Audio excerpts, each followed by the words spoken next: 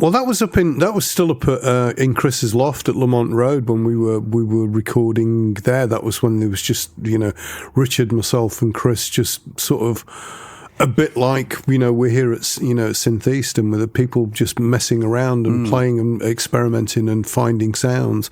That's what we were doing, the three of us in the loft, but obviously it's, over 50 years ago since we were doing it. And I think it was just, it was just, for us, we were just sort of weird little kid pioneers, just working out what sounds did and what we could do with them and how we could try and capture them. With no real agenda other than the excitement of being able to make strange noises.